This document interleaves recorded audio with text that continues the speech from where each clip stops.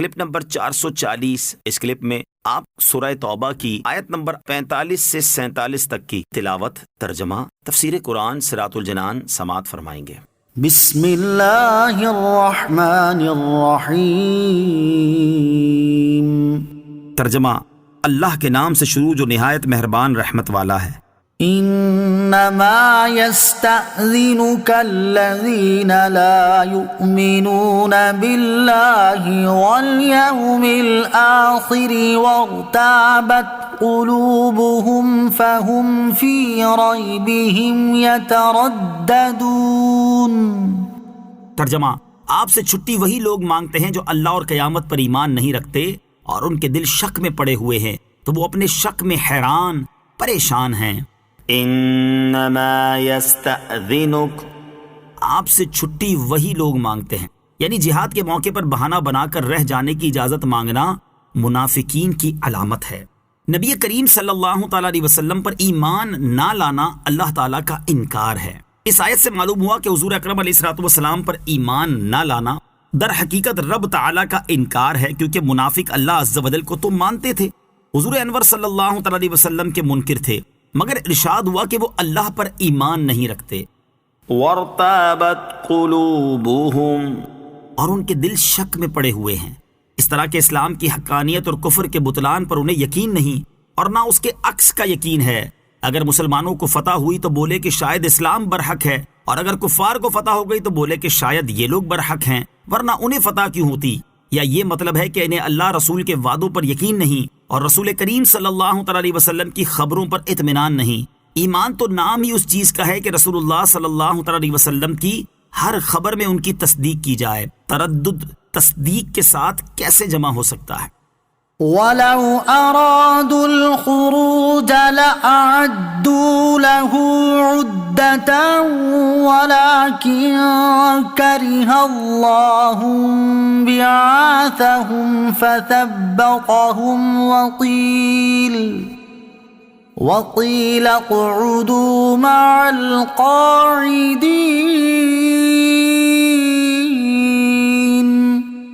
ترجمہ، اور اگر ان کے نکلنے کا ارادہ ہوتا تو اس کے لیے کچھ تو سامان تیار کرتے، لیکن اللہ کو ان کا اٹھنا ہی ناپسند ہے، تو اس نے ان میں سستی پیدا کر دی اور کہہ دیا گیا تم بیٹھے رہنے والوں کے ساتھ بیٹھے رہو۔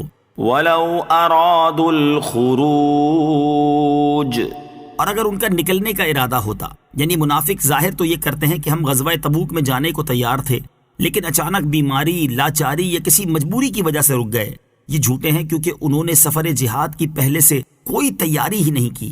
اگر ان کا جہاد میں جانے کا ارادہ ہوتا تو کچھ تیاری تو کرتے۔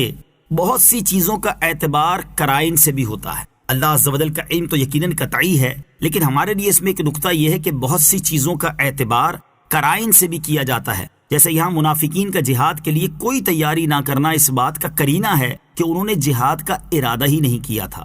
وَقِيلَ اقْعُدُوا مَعَ الْقَاعِدِينَ، اور کہہ دیا گیا تم بیٹھے رہنے والوں کے ساتھ بیٹھے رہو۔ اس کا معنی یہ ہے کہ جب منافقین نے تاجدار رسالت صلی اللہ تعالیٰ علیہ وسلم سے جہاد میں شریک نہ ہونے کی اجازت طلب کی تو ان سے کہہ دیا گیا کہ تم بیٹھے رہنے والوں یعنی عورتوں، بچوں، مریضوں اور معذوروں کے ساتھ بیٹھے رہو۔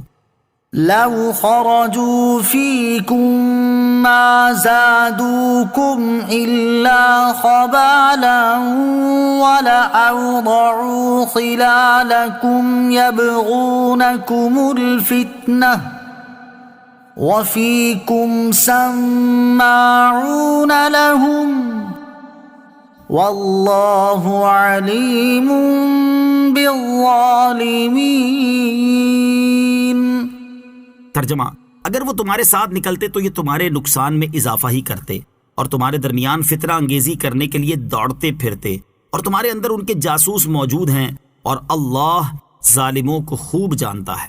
لو خرجوا فيكم ما زادوكم إلا خبالا، اگر وہ تمہارے ساتھ نکلتے تو یہ تمہارے نقصان میں اضافہ ہی کرتے، یعنی یہ منافقین اگر تمہارے ساتھ جنگ کے لیے نکلتے تو شر اور فساد ہی پھیلاتے، اس طرح کہ تمہیں کافروں سے ڈراتے، آپس میں لڑاتے، تمہارے سامنے کافروں کی تعریفیں اور مسلمانوں کی برائیاں کرتے۔ مسلمانوں کو کافروں سے ڈرانا منافقوں کا کام ہے، اس سے معلوم ہوا کہ منافق ظاہری نیکی بھی کئی مرتبہ بری نیت سے کرتا ہے۔ نیز یہ بھی معلوم ہوا کہ مسلمانوں کو کافروں سے ڈرانا اور آپس میں لڑانا منافقوں کا کام ہے۔ ہمارے دور میں بھی ایسے قلمکار حضرات کی کمی نہیں جو ہر وقت غیر مسلم حکومتوں کی طاقت، اسلحہ، فوج اور وسائل کا تذکرہ کر کے مسلمانوں کو ڈرانے میں لگے رہتے ہیں۔